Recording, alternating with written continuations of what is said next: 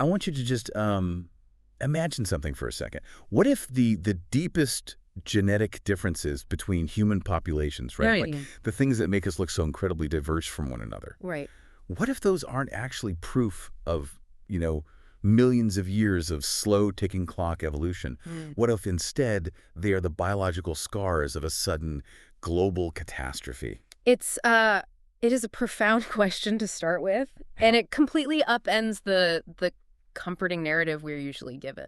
Oh, totally. We like to think of our genetic diversity as this very slow, very orderly, almost mechanical accumulation of changes over deep time. Tick-tock, minute by minute. Just slowly spreading across the globe. Exactly, mutation by mutation. But today, we are stepping into a stack of source material that takes that clock and, well, completely smashes it. Yeah, it really does. Yeah. We're looking at a historical and genetic framework today that is, honestly, it's going to flip everything you thought you knew about anthropology right on its head. The absolute definition of a paradigm shift. I mean, we are examining an alternative model today that looks at the exact same genetic data modern science has collected. Wait, the same data? Yes, the same data, but it interprets the timeline and the mechanisms in a radically different way. Exactly.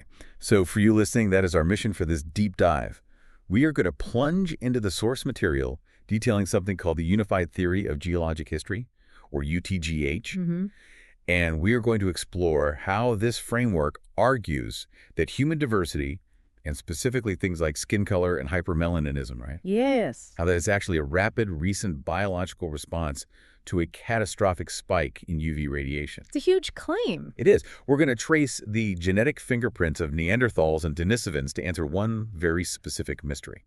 Why do descendants of Denisovans today still exhibit far more melanin than the descendants of Europeans? And it is a fascinating journey.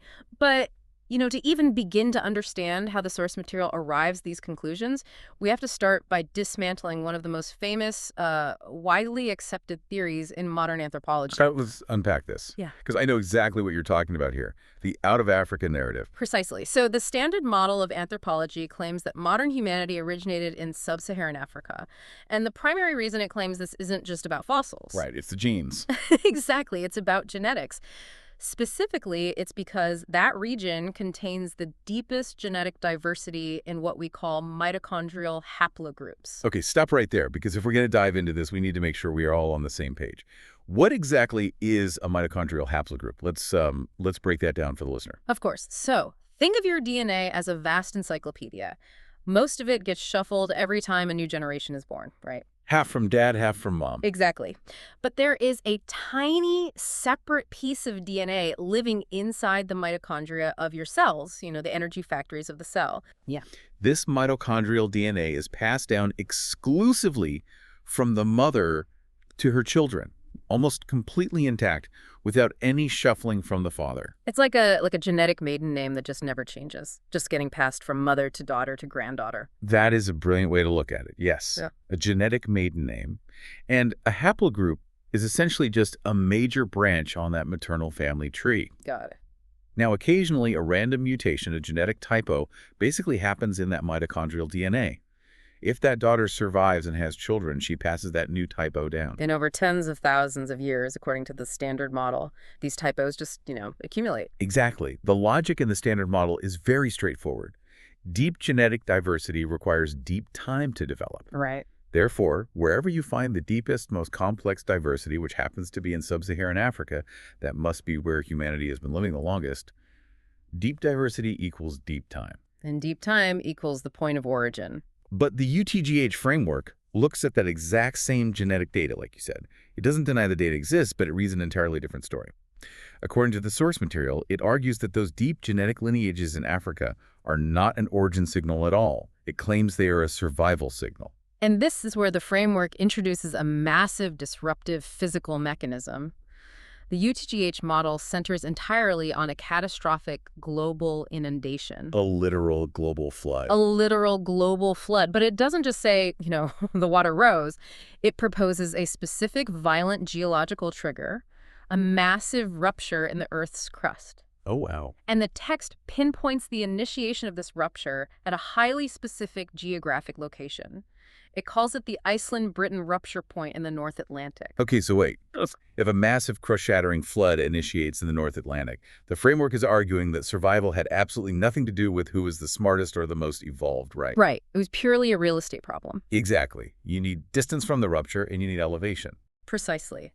The populations that survived the catastrophic initial phase of this global event weren't necessarily the most advanced humans on the planet. They were simply the ones who happened to be located at the maximum geographic distance from that North Atlantic rupture point. Specifically on high-elevation continental interiors. Yes. And if you look at a globe and draw a line away from the North Atlantic, where do you hit high-elevation interiors? Well, sub-Saharan Africa.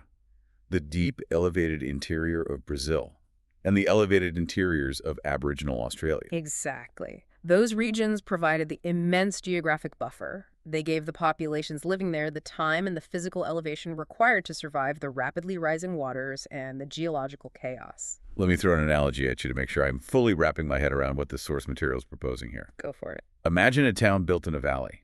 Suddenly, a dam completely collapses on the north side of the town. Absolute devastation. The only people who survive are the ones who frantically scramble up the highest, rockiest hill on the far south side of town. Now, if an archaeologist comes along hundreds of years later and finds a bunch of distinct, isolated communities living on that southern hill. Right. They see all these different groups. Finding them there doesn't mean the town started on that hill. It just means that's the only place they survived the flood. That is a perfect analogy for what the UTGH framework is arguing.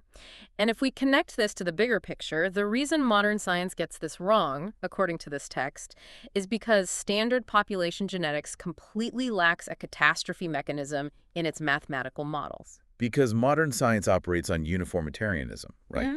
The idea that the slow processes we see today, rain, erosion, mutation, have always happened at the exact same slow rate. Correct. Standard models assume uniform, slow changes over millions of years. And because of that assumption, the framework argues that modern science fundamentally misreads extreme, isolation-driven survival markers. So they see an isolated population in Africa or Australia, they see how genetically distinct they are, and assume, wow, they must have been evolving there for 100,000 years to get that distinct. Exactly.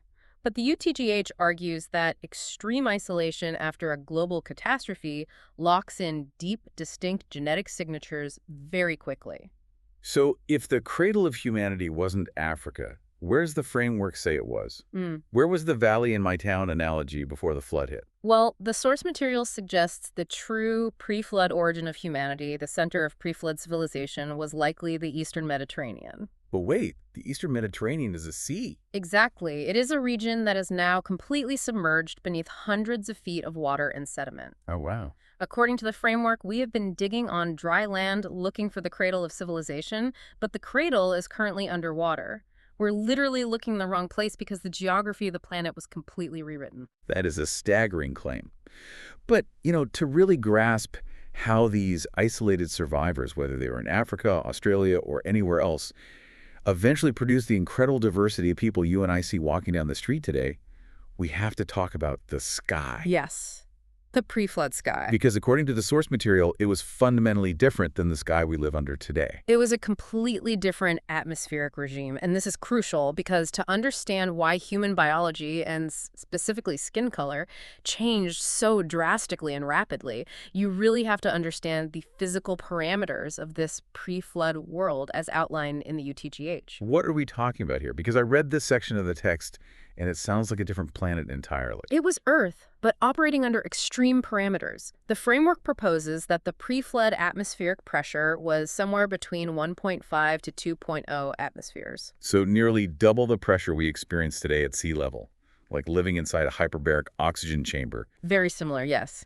Furthermore, the text claims oxygen levels were much higher, around 28 to 32% compared to our modern 21%. That's a huge difference. It is. And incredibly, it suggests the Earth's effective surface gravity was slightly lower, about 9.68 meters per second squared instead of our current 9.81. Okay, I have to jump in here. Higher pressure and more oxygen I can sort of visualize. We know from ice core bubbles that ancient Earth had different atmospheric compositions at times. Mm-hmm. But lower gravity. I know, it sounds like... How does a framework even begin to justify that without changing the actual mass of the Earth? It is an extreme claim. But the UTGH attributes this not to a change in the Earth's total mass, but to the distribution of mass and centrifugal forces prior to the crustal rupture. Okay, I see. But the most vital component of this pre-flood physics model, the thing that really drives the biological changes we are going to discuss, is what the framework calls the subcrustal water layer. Yes. The text mentions this massive layer of water trapped deep beneath the Earth's crust before the flood. But I didn't fully grasp the physics of why that matters. How does underground water affect the sky? Well, it's all about electromagnetism. The framework suggests this wasn't just, a puddle. It was a globally connected, highly pressurized subterranean ocean packed with dissolved minerals. Okay. And because of its extreme pressure and immense mineral content, this layer acted as an incredibly powerful electrical conductor. Oh, I see. And Earth already has a magnetic field generated by its iron core. Exactly. According to the UTGH, this conductive subterranean water layer essentially acted as a massive planetary amplifier. Through piezomagnetic effects, which is electricity generated by pressure on certain minerals, this layer took the Earth's baseline magnetic field and just supercharged it. So you have a denser atmosphere, tons of water vapor, and a massively supercharged magnetic field. Yes. And the result of those three factors combining was an absolute impenetrable shield against cosmic rays and ultraviolet radiation. The Earth was effectively wrapped in a protective cocoon. The text points out a detail here that completely blew my mind regarding the weather in this cocoon. Rainbows, right? Yes. It claims that because the atmosphere was universally saturated, functioning on a diffused daily dew cycle rather than discrete rain clouds, rainbows were physically impossible before this flood. It sounds poetic, but the framework grounds it in strict physics.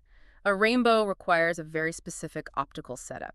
You need a point source of light, the sun piercing through clear sky, hitting discrete spherical water droplets falling through the air. Right. If the sky is a uniform, diffused haze of high-pressure water vapor, the physics for light refraction and internal reflection simply do not exist. There is no focused beam of light to split into a spectrum. Okay, so no rainbows, lower gravity, huge atmospheric pressure. It's a profound visual difference. But why does this matter for human genetics? The biological impact of this shield is the entire crux of the argument.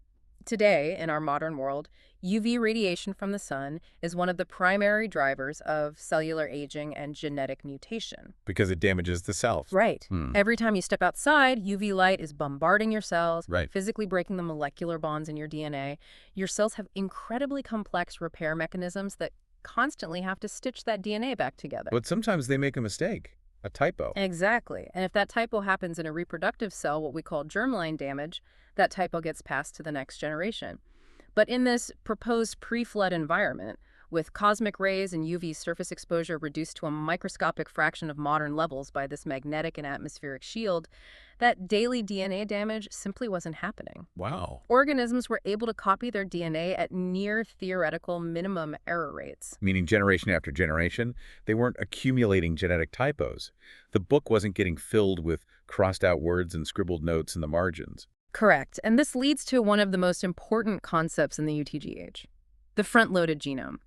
According to the framework, the humans living in this pre-flood world possessed a genome operating at maximum informational fidelity. So it was perfect, basically. It was packed with immense, undamaged genetic potential, carrying virtually zero mutational load. Let me try an analogy here. I like to think of this front-loaded genome like a brand new, top-of-the-line Swiss Army knife. Okay, I like that. The early humans had this incredible tool, and folded up inside the handle were dozens of different attachments. Scissors, saws, tweezers, a magnifying glass. Right. In the gentle, shielded pre-flood world, they only ever needed to open the main blade to cut an apple. But the other tools were still there, perfectly preserved in the handle, just waiting for a situation that required them. That is exactly how the framework envisions it. The genetic potential for diversity was already built into the code, perfectly preserved, but then the rupture happens. The dam breaks. The Iceland-Britain point tears open. Yes. And when the crust ruptures, that highly pressurized subcrustal water layer violently erupts to the surface. And there goes the amplifier. Exactly. The moment that water leaves the subterranean chamber, the magnetic amplifier is destroyed. The Earth's magnetic field plummets in strength. The denser atmosphere collapses and rains out. And suddenly, in a matter of days or weeks, for the first time in Earth's history, the surviving humans and animals are exposed to a naked, unshielded sky. And without that magnetic cocoon, they are instantly bombarded by a catastrophic Global spike in UV radiation and cosmic rays. It would have been a biological shockwave. And this is where the UTGH framework does something highly controversial. It points to the ancient genealogical records, specifically the incredibly long lifespans recorded in the Book of Genesis, and argues that they aren't myths. Wait, really? Yes, it claims they are actual biological data points recording the aftermath of this UV spike. Okay, walk me through this. Because most people look at a guy living to 900 years old and think, all right, that's just a metaphor. Yeah. How does the framework interpret this as hard data? By looking at the math of the decay, the text maps it out. You see pre-flood figures, like Noah, living to 950 years. Then the flood happens. His son Shem, who lives through the transition, lives to 600. Okay, a drop. A few generations later, Peleg lives to 239. A few generations after that, Abraham lives to 175. By the time you get to Moses, it's 120. Standard anthropology completely dismisses these numbers, but the UTGH plots them on a graph. And what emerges is a literal biological dose-response curve. A dose-response curve, you mean like watching a radioactive half-life but applied to human aging? Precisely. It is the exact mathematical shape of a complex biological system responding to a permanent toxic step change in its environment. The radiation is just breaking them down. Yes. You have a population whose Swiss Army knife genome is adapted to a low-radiation, high-pressure, oxygen-rich environment. Suddenly, they are thrust into a high-radiation, lower-pressure world. The sudden, massive accumulation of UV-induced germline damage, those typos in the reproductive cells, begins to degrade their genetic fidelity. And it just compounds. Right. Generation by generation, the body expends more and more energy just trying to repair DNA damage until the human lifespan decays and reaches a new, much lower equilibrium, the 70 to 120-year lifespan we consider normal today. Think about that from the perspective of the people living through it. Under this framework, you're looking at a scenario where a grandfather might literally outlive his great-great-great-grandchildren because his genome was from the shielded pre-flood world, while theirs was born into the radioactive post-flood world. It's hard to even picture. Imagine how incredibly jarring that societal shift would be. It's staggering. It is a radical reinterpretation of ancient texts. But it sets up a massive chronological problem that the framework has to solve. Right, the timeline crunch, because the standard evolutionary model says to get the incredible amount of human diversity we see today, different skin colors, bone structures, body mass, facial features, you need roughly 50,000 to 100,000 years. That's roughly 2,300 generations of very slow mutation. Yes, the tick-tock of the uniformitarian clock. But the UTGH model says this global flood happened recently. It claims that full human diversity emerged in just about 200 generations, roughly 5,300 years. Correct. And furthermore, it started from a massive genetic bottleneck of just 8 people on a boat, 8 survivors. How on earth does the source material explain a population going from 8 people to the vast visual diversity of humanity in just 200 generations without needing a time machine? This is a crucial question, and it is where the framework leans heavily into a modern field of biology called epigenetics. The UTGH calls this rapid diversification process the epigenetic engine. Okay, explain epigenetics for me like I'm 5 years old. What is it, and how is it different from normal genetics? Normal genetics is the actual sequence of your DNA, the letters of the code, A, C, T, G. A genetic mutation is when one of those letters gets deleted or swapped for another. So a literal change in the code. Yes. And that process is random, and it takes a very, very long time for a beneficial mutation to spread through a population. Epigenetics, however, is the study of how your behaviors and your environment can cause changes that affect the way your genes work. Epigenetic changes do not change the underlying DNA sequence. Instead, they change how your body reads that sequence. I've heard it described as flipping switches on a circuit board. Is that accurate? It's a decent start, but let's go back to your Swiss Army knife analogy. Your genome is the knife. Genetics is the incredibly slow process of maybe over 1 million years evolving a tiny new serration on the main blade. Okay. Epigenetics is the environment forcing you to realize you need to pull out the magnifying glass tool right now. The tool was always there, the environment just triggered its deployment. Got it. Biologically, this happens through mechanisms like DNA methylation. The body physically attaches a tiny chemical tag, a methyl group, to a specific gene. That tag tells the cellular machinery, turn this gene's volume all the way up or turn this gene entirely off. And the framework argues that the post-flood world triggered this en masse. Exactly. The sudden extreme environmental shock of the post-flood world, the massive unshielded UV exposure, the dramatic new temperature extremes, the drop in atmospheric pressure acted as a biological accelerator.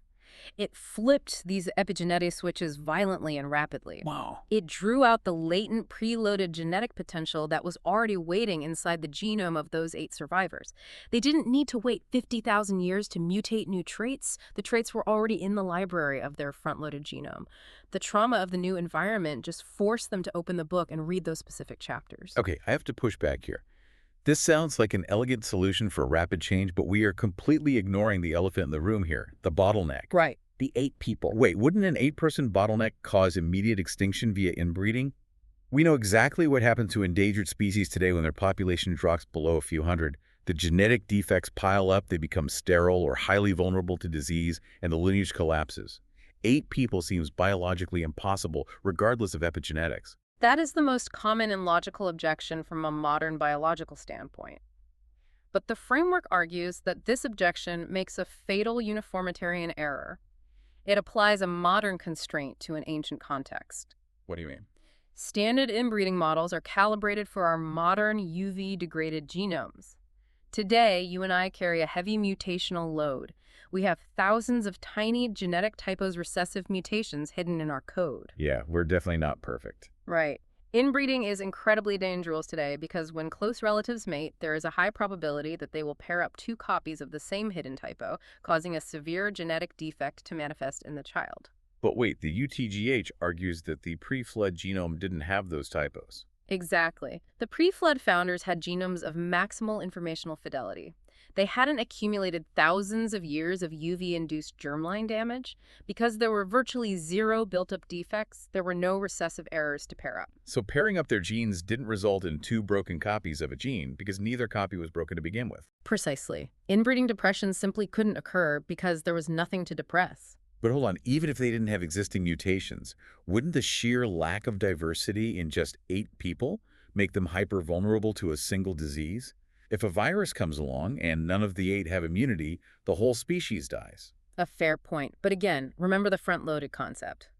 The framework proposes that their genomes possessed immense heterozygous diversity, meaning they carried a vast array of different healthy gene variants. They weren't genetic clones, they were incredibly robust, genetically rich individuals. Furthermore, the framework points out a mathematical reality about their extended lifespans. How do lifespans affect inbreeding? It affects the generational inbreeding coefficient. When a single generation spans centuries rather than decades, when a single patriarch can father children for hundreds of years, and populations expand massively before the founding generation dies, the mathematical compounding of inbreeding risk changes entirely. Oh, that makes sense. It radically flattens the curve, allowing the population to explode in number before genetic bottlenecks can tighten. Okay, that is a wild theoretical model. But is it just theory? Can we actually test this? If standard anthropology says humans have been mutating for 50,000 years, and the UTGEH says we've only been mutating for 5,300 years, shouldn't we be able to just look at human DNA today and count the mutations to see who is right? Yes, we absolutely can. And the framework highlights a specific genetic metric to prove its point, called the private allele test. Okay, what is a private allele? Let's define that. An allele is just a variant form of a given gene. A private allele is a genetic variant that is found only in one specific isolated population group and is completely absent in all other humans on Earth. Okay. It is a genuinely new mutation, a new typo that occurred after that specific population became isolated from the rest of humanity. So if a group wanders into a remote jungle and stays there, any new typo that happens in their DNA is a private allele because it can't spread back to the rest of the world. Exactly. Now, let's look at the predictions. The standard deep time model predicts that if a population like the Aboriginal Australians, for example, has been completely isolated for 50,000 to 60,000 years, the ticking clock of mutation should have generated tens of thousands of these private alleles. Because the clock has been ticking and generating random typos for a very long time, what does the UTGH framework predict? The UTGH calculates that these populations haven't been isolated for 50,000 years. It calculates they have been isolated for roughly 166 post-flood generations. Just 166. Right. If you take the known observable rate at which human DNA mutates today and multiply it by just 166 generations, the framework predicts we should expect to find exactly 6,000 to 7,000 private alleles per lineage. Okay. Tens of thousands versus roughly 6,000. That is a massive discrepancy. What do the actual genetic databases say, the ones we have sitting on servers right now? This is where the framework makes its strongest empirical claim. We have massive global genomic databases today, like the 1000 Genomes Project and GnomeAD. When geneticists isolate the true private alleles for these deep, isolated lineages, the numbers align remarkably with the low thousands prediction of the 166-generation UTGH framework. Wait, really? Yes, the databases simply do not contain the tens of thousands of unique mutations required by the deep time model. Wait, if the mutations aren't there, how does the standard model explain all the diversity? The UTGH argues that the standard model confuses shared pre-existing variation with new mutation. According to the framework, the incredible diversity we see between populations isn't the result of deep time mutation. It's the rapid, epigenetically expressed variation that was already front-loaded in the survivors. The actual new mutations, the private alleles, number exactly what you'd expect from only 5 millennia of history. So what does this all mean? It's a lot to process. The framework is claiming that the data proving a young post-catastrophe humanity is sitting right there in our modern servers, but it's being misinterpreted through a uniformitarian lens. Exactly. Okay, let's ground this. Let's take this epigenetic engine, this rapid biological accelerator, and apply it to something highly visible that we mentioned at the start of the deep dive. Skin color, and specifically hypermelaninism, very, very dark skin. Yes. To understand how this evolves so quickly, the source material asks us to look at the pre-flood geography, specifically focusing on the difference between Noah's family and the descendants of Cain. Yes. This is where the framework creates a fascinating convergence between the biblical narrative and physical anthropology. According to the text, before the flood, humanity split geographically. Noah's ancestral line, the Sethites, lived primarily in the lowlands. The valleys, the temperate zones. Correct. But the text notes that Cain's line was exiled east of Eden. Geographically, the framework maps this eastward exile directly into the massive, rocky highland corridors of the world, specifically the Caucasus, the Zagros, and the Altai mountain ranges. So while Noah's family is living down in an easy, temperate lowland valley, Cain's descendants are surviving in incredibly harsh, high-altitude, rocky terrain for centuries before the flood even happens. And that highland environment applied extreme selective pressures. Think about the conditions. They were dealing with brutal cold, thin air, and significantly higher UV exposure. Wait, I thought you said the pre-flood world had an absolute magnetic and atmospheric shield that blocked UV. It did. But the physics of elevation still apply. Even with a thick atmospheric shield, if you climb thousands of feet into a mountain range, there is simply less atmosphere above you to filter the light than there is at sea level.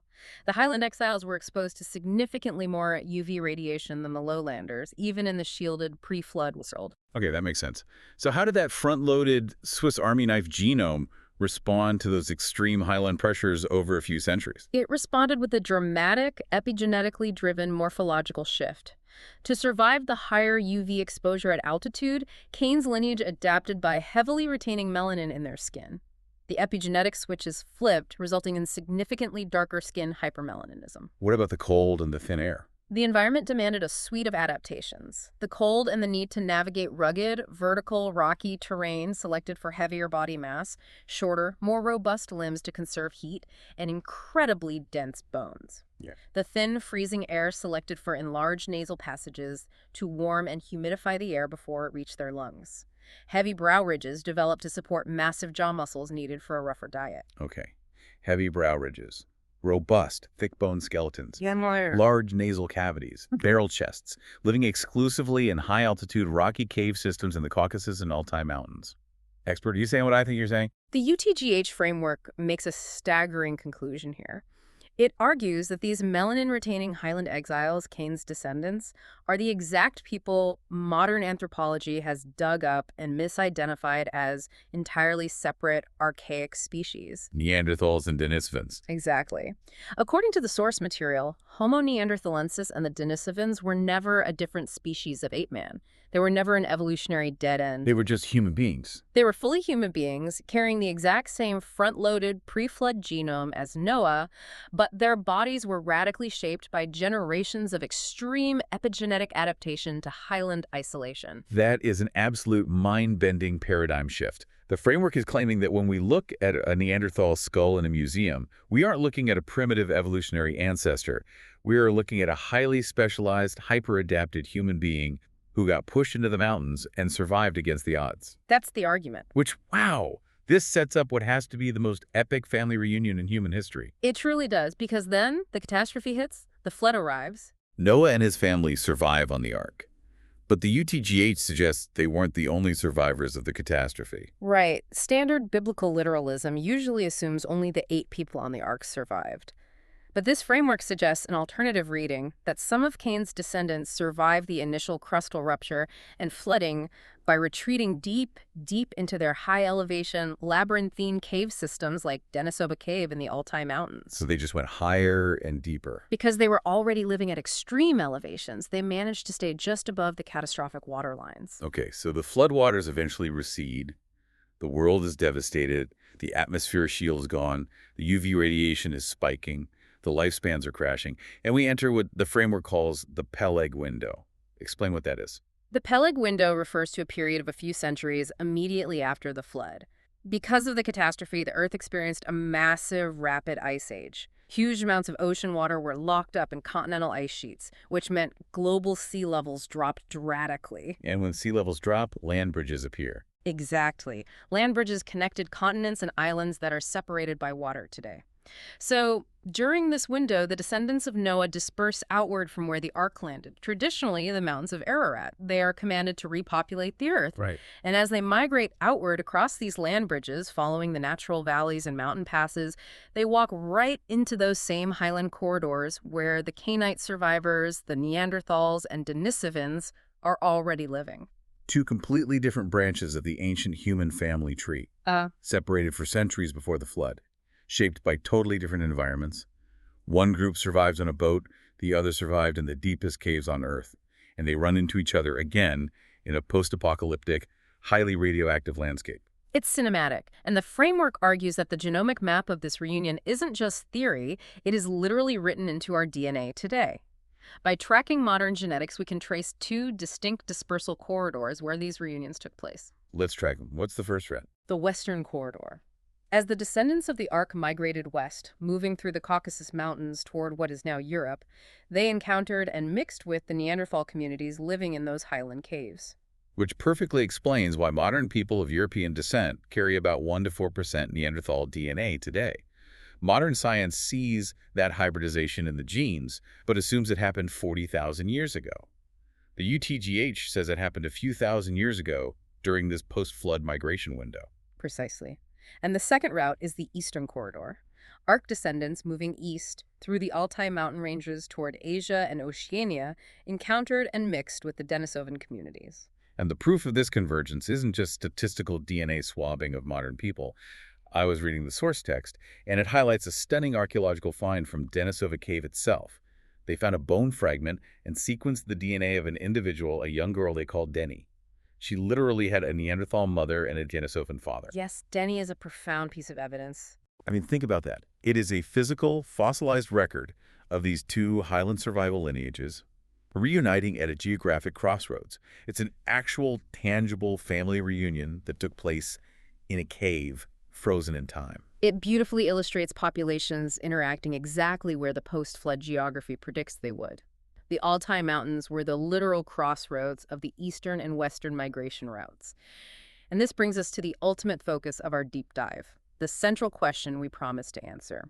The legacy of this Denisovan interaction and why it dictates skin color in specific populations today. Yes, let's get into the hypermelanism.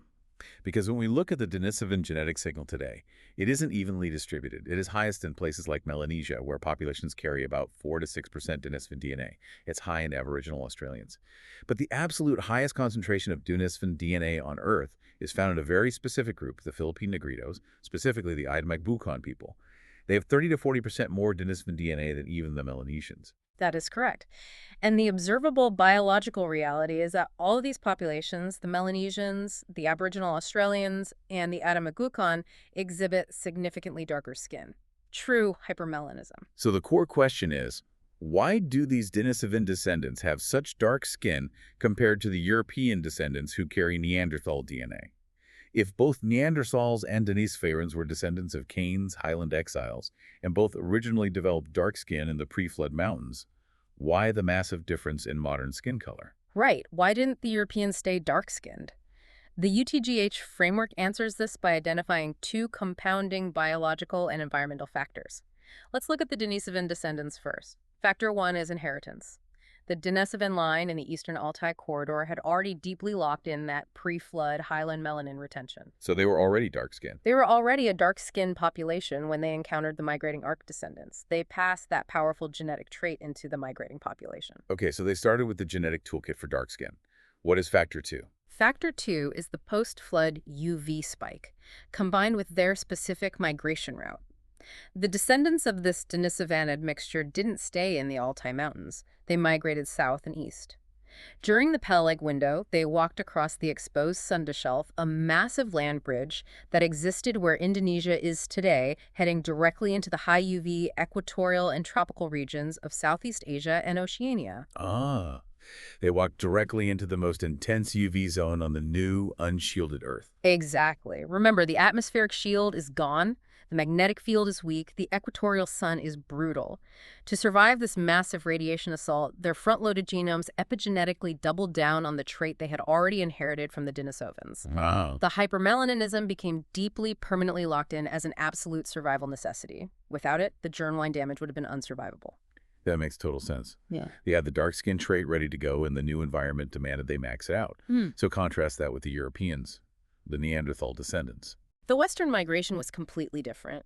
The European ancestors carrying Neanderthal DNA migrated north and west, moving into low UV, high-latitude environments. And remember, this is right after the flood, so they are walking into a massive ice age. Precisely. It was a cold, dark, heavily clouded post-flood world in the north. Now, in that specific environment, retaining heavy melanin is actually a lethal disadvantage. Because of vitamin D. Yes. Melanin acts as a natural sunscreen. In an environment with very little sunlight, high melanin blocks what little UV radiation is available, preventing the skin from synthesizing vitamin D. And without vitamin D. Populations develop rickets, their bones deform, and they fail to reproduce successfully. So the extreme environmental pressure of the Northern Ice Age demanded the exact opposite response from their front-loaded genomes. The epigenetic switches flipped the other way. Wow, okay. The result is what anthropologists call the Scandinavian suite, rapidly developing lighter pigmentation, lighter hair, and lighter eyes to maximize vitamin D absorption in a low-light environment. That is fascinating. Yeah. The environment simply pulled a different tool out of the Swiss Army knife. Okay, here's where it gets really interesting for me. The text heavily highlights the Adamagbucan people in the Philippines as the ultimate living proof of this rapid adaptation model. How exactly did they end up with the highest Denisovan DNA on the entire planet?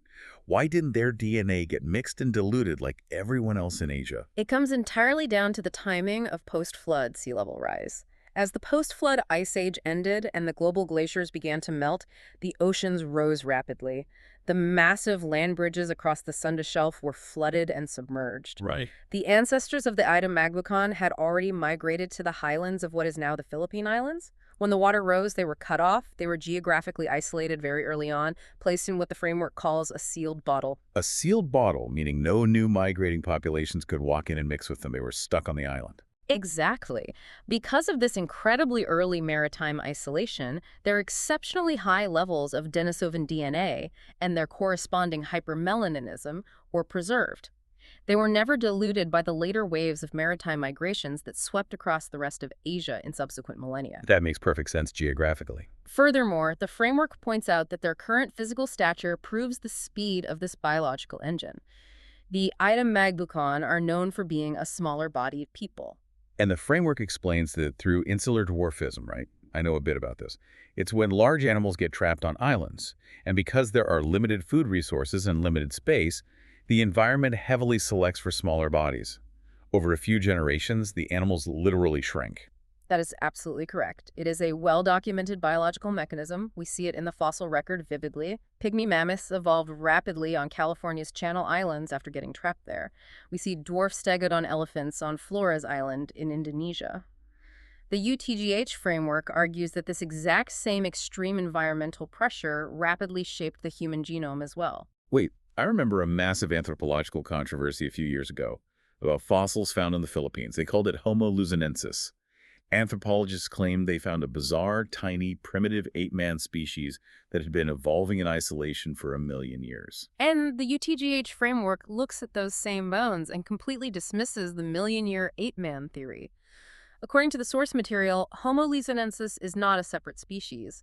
Those fossils are simply the ancestral remains of the Ida Magbucan people. No way. Yes, they demonstrate exactly how rapidly the island environment shrank their physical stature through insular dwarfism, while perfectly preserving their Denisovin hypermelaninism. The bones prove rapid epigenetic adaptation, not slow deep-time evolution. It just clicks together so cleanly when you look at it through this specific lens. The logic of the framework is incredibly tight, even if the premises are radically different from what we're taught. So, tying this all back to our mission today, if we view human history through the UTGH, skin color, whether it's the deep, rich melanin of an Aboriginal Australian, the pale skin of a Scandinavian, or the unique genetics of the Ida Magbucan, none of it is a marker of millions of years of evolutionary separation. No. According to this model, it is a highly targeted, rapid epigenetic shield. It was deployed almost instantly in response to a ruined radioactive atmosphere.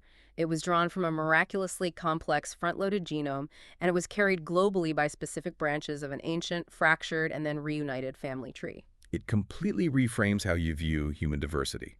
It changes it from a story of random mechanical mutations into a testament to the extraordinary, desperate resilience of the human body.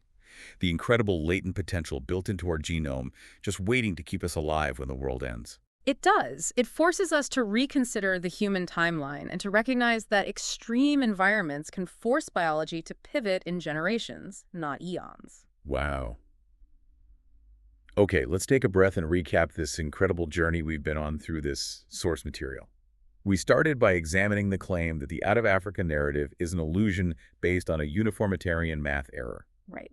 We explored how the deep genetic diversity in Africa, Brazil, and Australia might actually be a signal of extreme geographic isolation following a global flood initiated in the North Atlantic, rather than a signal of deep evolutionary time. We then looked at the physics of the pre-flood world.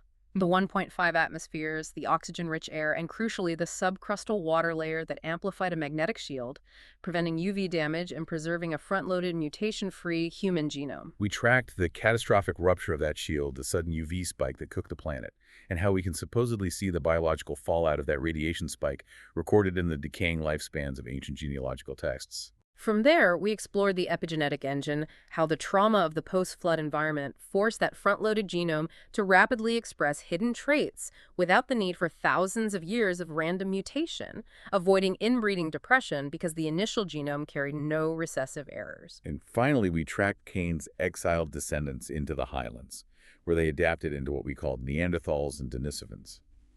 We watched them reunite with the Ark survivors, and we followed the Denisovin lineage as it migrated to the equator, using its inherited traits to lock in hypermelaninism to survive the harsh new sun. It is a comprehensive, globally encompassing framework. But what makes the UTGH truly fascinating to study, regardless of whether you agree with its biblical foundations, is that it doesn't just look backward. It leaves us with a highly specific, entirely falsifiable prediction about the future. Oh, right. The source text ended with this. It's called the Antarctic Prediction. Walk us through this because it is wild. If the core mechanics of this framework are entirely correct, if human diversity is the result of rapid, frantic migration across post-flood land bridges during an ice age, before sea levels rose and trapped populations in isolated pockets, then there were human populations moving south, deep into the southern hemisphere, right as the ice was expanding. We were just walking as far away from the devastation as possible. Exactly. Therefore, the framework explicitly predicts that eventually, human remains will be discovered buried deep under the Antarctic ice, dating to the brief period before the post-flood ice sheets completely sealed the continent. And obviously, if we find frozen humans in Antarctica, that would be the archaeological discovery of the millennium. But the framework takes it a step further. What does it predict about their DNA when we sequence those frozen remains? The framework predicts their DNA will not match the genetics of modern Africans, Europeans, or East Asians. Because of the specific migration routes and the timing of the geographic isolation, the UTGH insists that those Antarctic remains will precisely match the deep, isolated genetics of Aboriginal Australians and Andaman Islanders. That is haunting. The idea that the ice is hiding the final piece of the human geographic puzzle, it brings us right back to the question we asked at the very beginning of this deep dive. If this framework is right, we aren't looking at a slow, ticking clock of random mutation over millions of years. We are looking at a species that barely survived the end of the world. A species whose very skin, bones, and genetic code are the living, breathing scars of a global catastrophe. And the final proof of that catastrophe might just be waiting for the ice at the bottom of the world to thaw and reveal the rest of the story. It's definitely something to think about. Definitely something profound to chew on the next time you look in the mirror and marvel at human diversity. Thanks for taking this deep dive with us.